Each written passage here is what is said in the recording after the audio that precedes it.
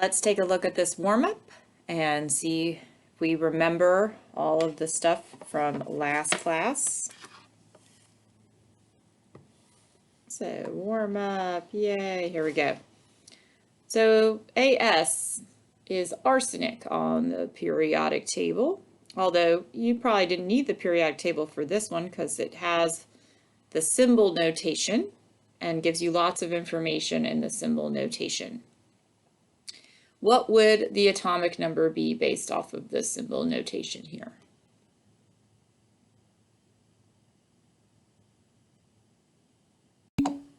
Yes, 33. Very good. Right here, the bottom left corner is the atomic number. What number is that also going to be? Which one? The proton, neutron, or electron?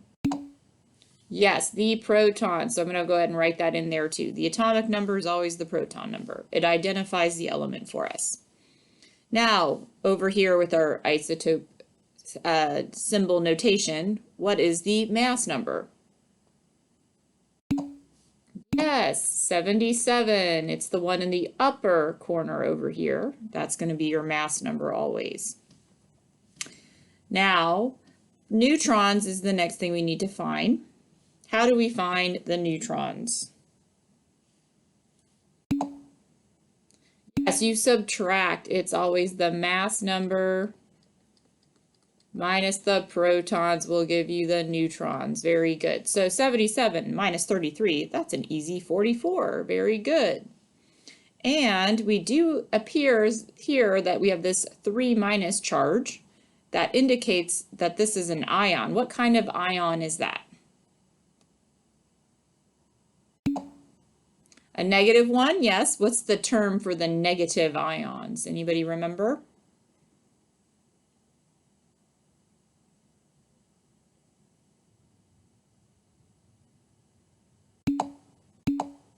An anion, very good. Anion is the negative ions, very good. So looking here at this negative ion, what does that mean about the electrons? What happened to the electrons of this arsenic atom? It gained 3. That's this minus 3 means it gained 3 electrons. So how many electrons would a normal atom of arsenic have before it would gain 3? It would have the same number as the proton. So it has 33, but the minus 3 tells us it gained 3, so that would be a new total of 36. Very good.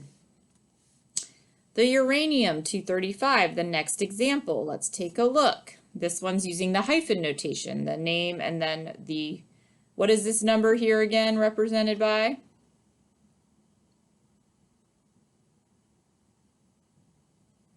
When it does dash the number, that's the mass number. Good, so that goes here. Now, in this particular case, I do need the periodic table because I have to look up uranium's atomic number. Does anybody know what uranium's symbol is? Yes, it is U. Very good. And if you look for U on the periodic table, you'll see, as stated by some of your classmates, it is 92 on the periodic table. So what other number is that automatically? Protons, good. So right here.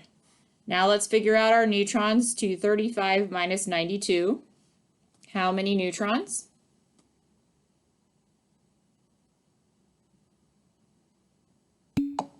Yes, 143. Very good.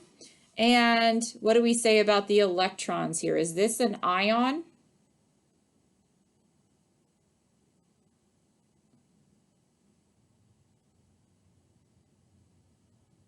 Does it show us anything about the charge? No, so this would not be an ion. This is just a regular isotope atom of uranium. What would be the electron number for this particular atom of uranium?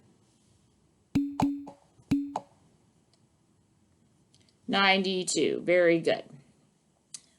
Last but not least, this fun one down here where we have Mn, just to know that's manganese. Sometimes people get it confused with magnesium. It's easily done. but let's find manganese and talk about manganese. What would be the atomic number using the symbol notation? 25, so that's also our proton number. Very good. What is the mass number here? 56. Good. Upper left corner is the mass number. Subtract these two, 56 minus 25, to get our neutrons. Yeah, 31. Now, charge on this is plus, or 7 plus. What does that mean about the electrons of this particular ion?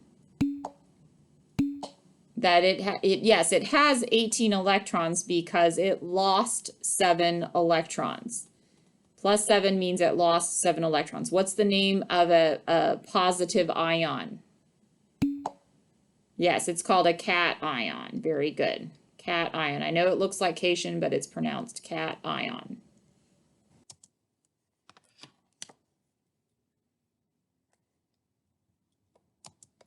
We learned that the protons plus the neutrons gives us our mass number. So why then do we see this decimal number on the periodic table called the average atomic mass? Let's take a look as to why that is. Each isotope has a relative or percent abundance in nature. You look at the examples in the graphs over here. This is nickel, metal on the periodic table. Probably heard of it. You look at this pie chart, you see you have 1, 2, 3, 4, 5 different masses of nickel. So that's 5 isotopes of nickel. But if you look at the pie chart, they're not all equal pieces. The 58 has the majority of the pie here. So it is more abundant than the other masses out there for nickel. And that's why you'll see here that the average atomic mass is closer to 58, because the majority of the isotopes are 58. There are this other section that's a little bit over, 25% that are heavier, and that's why you see 0.69 in the average atomic mass, because it is a weighted average based on the amount abundant of each isotope. The copper example here is a little bit easier because you have 63 and 65, only 2 masses. So copper has 2 isotopes only. But the 63 one is got a higher percent abundance. So that's why our average atomic mass is closer to 63 than it would be to 65. Zinc over here, that's also a 5 isotope element, as you can see. And the 64 is about half. The other heavier ones are on that side. So as you can see, it's kind of in the middle. It's 65.38. There is, half is 66 to 70-ish. And then you have about half that's at 64. No matter where a sample of an element is obtained, the relative abundances of each isotope is constant. So for instance, you go to the store and you buy a banana. Everybody knows that bananas have potassium in them, right? And potassium's good for your nervous system and you need it in your body and all of that. However, 93.25% of them have 20 neutrons. Only 6.7 whatever percent here has 22 neutrons, and then a very small percentage has 21 neutrons. Every time you eat a banana with the potassium sample in there, it's going to have those different weighted elements at those percents inside that sample. And I believe this one, the 21 neutron, is the radioactive potassium one, but we all get a little bit of it in our diet. So average atomic mass, weighted average, based on all of the isotopes out that exist in nature. No one exists as only one possible isotope. As you can see, there's some that have very small fractional abundance. Consider the individual mass numbers, the isotopes, and the relative percent abundance of each in nature. And we're using atomic mass units, which is going to be just the letter U. It's called unified atomic mass units, and it's based off of carbon-12. So we don't put AMU anymore. We just write the letter U as the unit. When calculating Individual mass numbers, you need to know those, and you need to know the relative abundance of each element. And then, like I said, we're going to use the U as the unit for atomic mass units. Looking at this particular example, what you need to see here, this is chlorine. Chlorine has two common isotopes that they know of out there, 35 and 37. Chlorine 35, chlorine 37. Chlorine 35 has 75.77% of abundance, and chlorine 37 has 24.23% abundance. Now they give us the more precise atomic mass units because we say, you know, a proton is relatively 1. It's not exactly 1, but this would be, you know, gained from using a better measuring tool. Here's the other mass, which is the chlorine 37. Also, as you can see, goes out 3 decimal places based off a more precise measuring tool. To set it up, basically all you have to do is take your first isotope, which is 35. Of course, I hope everybody realizes and knows that a percent really is that number out of 100. And so the decimal form of the percent is really what we're going to be using here. So I move it over 2 spots and I put it in here. Now when you multiply these two together though, this one has 4 significant figures, this one has 5. So when I'm doing that part of the calculation, I'm going to round my answer to only 4 significant digits. So for the chlorine 35 part, this is the first isotope, I'm getting 26.496, which I need to round that up, which rounds this one up, so that's going to be 26.50. So that's this first number here, the 26.50. That goes for chlorine 35. Now I'm going to add it to the chlorine 37 value over here. 0.2423 times 36.966. And this over here, I'm getting a raw number. This is the raw number. I'm going to round it in just a second. 4 digits here. This one has 5 digits, so I'm going to go with 4. Keep the 8, the 9, the 5, and this 6 is the one I look for rounding. It's an 8 next to it, so I'm going to round it up. So this is 8.957. These are the two numbers that I want to add together. Now, if you look at place value, though, this is hundredths, this is thousandths, but I'm going to go ahead and add them together right now.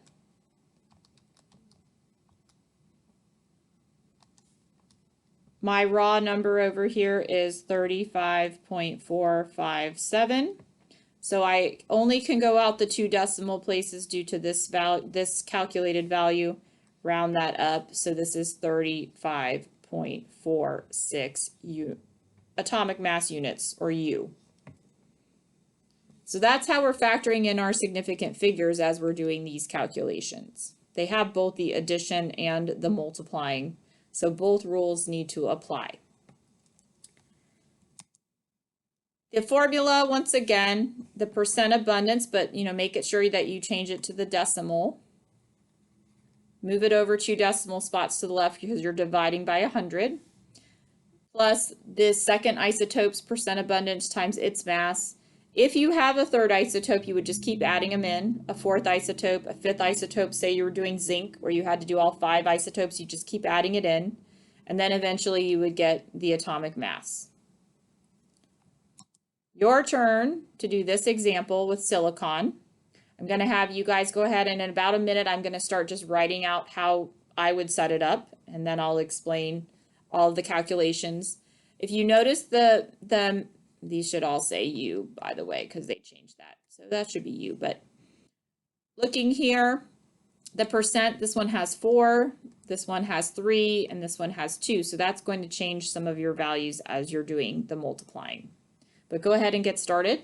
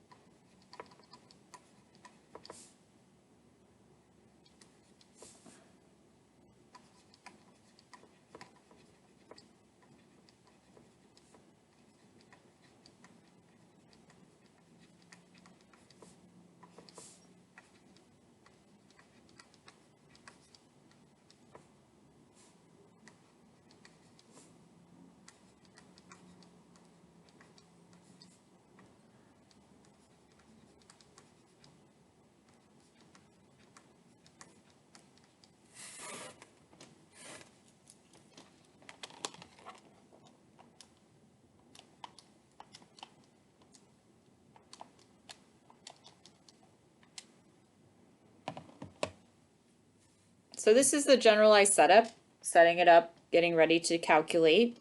But I'm looking now at this first silicon 28. And this one has 4, this one has 6. So I'm going to go with 4. When am I rounding this? I get 25.7. Did I do that right? Let me look. Looks like I'm getting 9.7. So then this rounds this one up, this rounds this one up. So I'm getting 25.80. That would be for silicon 28 part. The silicon 29 only has 3 digits in its percentage. And so here I'm going to round it to 3 digits, which is 1.36. This one's an easier round. And last but not least, my other one over here, the silicon 30, only has 2 digits in its percentage. So I'm going to round this one to 2 numbers and end up getting 0.93 for it. Now all I have to do is add them up, and very nicely, they all have hundredths here, so I can round my final answer to the hundredths.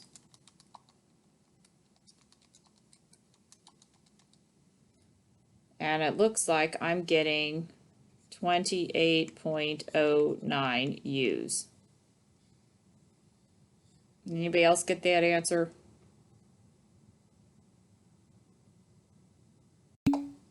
Yay, good, we agree. Now for the fun challenge problem. This is the honors practice problem because this one's the more challenging one. So try to stick with me. If you need to go back over it, I am recording this and it will be on YouTube so you can watch it. If you need to go through the steps again.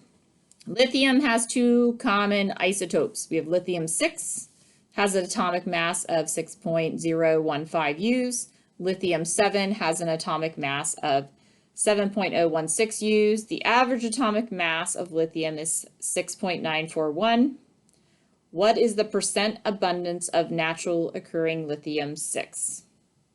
So what they gave us here is they gave us both masses and the average atomic mass, but we're missing the percent abundances. Both of them. We don't know either one of them. So if I'm writing this out, and I know lithium-6 and lithium-7 are going to have different percent abundances, that means I need 2 variables. So I'm going to use X and I'm going to use Y, just like you do in algebra, because it's easier. So I'm going to set up my equation. Let's think about this. We've got our average atomic mass is going to be equal to our first mass, the lithium-6, times its percent abundance. And this time, I'm calling it X. The percent abundance for lithium is X because I don't know it. It's a variable. Then I'm going to add it to the other mass, which is 7.016 times its percent abundance, which happens to be Y, which I don't know that either. So that's all fun. So looking at this, I have 2 variables and I can't solve this in this form. However, what do we know about percents? We know that percents are parts of a whole, right? In this case, we only have 2 parts. So what should our parts or whole, add up to in terms of that? What do percents always add up to? 100, yes. So they always add up to 100, but remember, 100% would be out of 100, so that's really 1. We're using the decimal version of our percent here. So if we know we have 2 parts to equal the whole, wouldn't that mean that X plus Y should equal 1? So far, are you following me? So these 2 numbers, the X and the Y number, should add up to 1.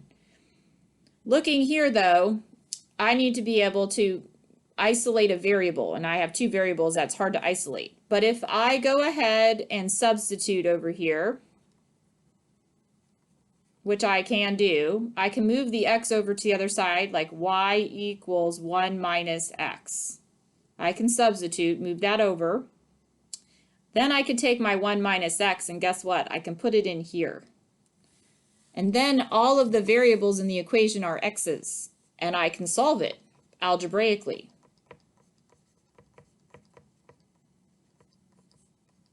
So if I do that, I'm going to set it up where I put in the 1 minus x for the y. And now everything in here is an x, and now it's just algebra. So I'm going to work through the steps, although you probably wouldn't need to write all of them down. This one I have to distribute, right? 1 to the 1, 1 to the x, distribute the distributive property. I get to this point, and what do I have to do? What do they tell you to do in algebra?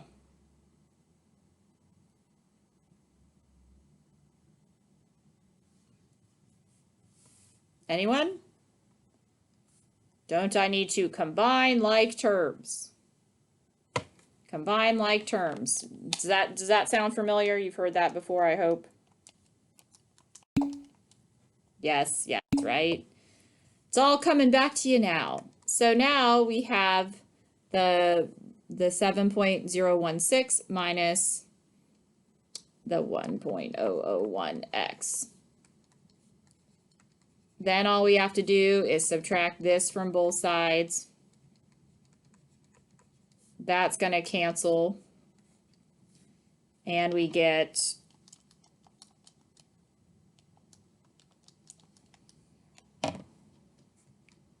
negative 0.075. That's still equal to this negative. And hey, look at that, 2 negatives. When you divide negatives, what happens? You divide negatives, it becomes a positive, and I don't know if it's going to let me write here, but I'm going to divide that side also by that negative 1 there. That cancels. So then we get x, and x equals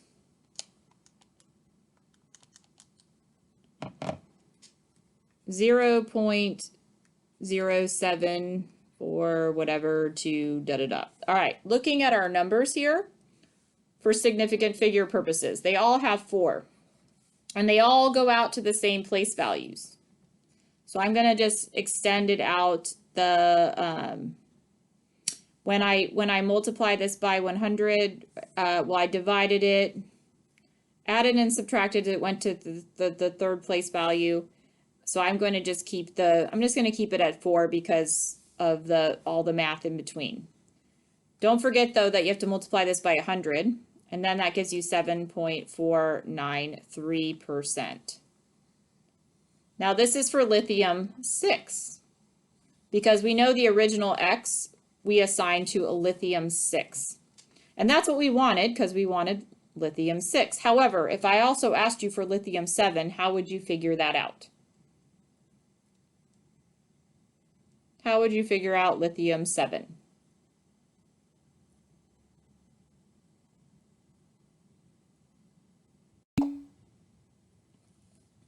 Well, remember, the parts of the whole should what?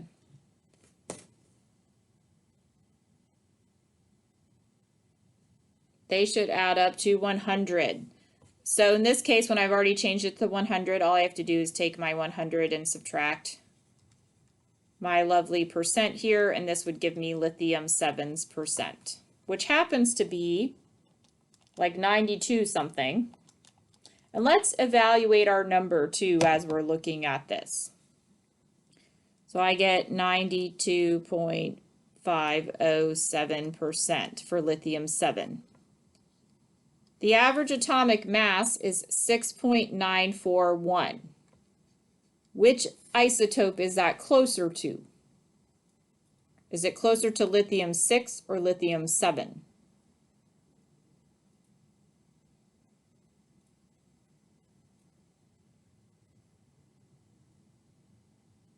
Does this mathematically make sense? Yes, it's closer to lithium 7, because 6.94, that's almost 7. So doesn't it make sense that the lithium 7 would have the higher percent abundance? And it's in the 90s. So you can look at your numbers also and with some number sense go, yeah, that definitely fits. It would be closer to lithium-7 because lithium-7 has a much higher percentage of the weight in the weighted average.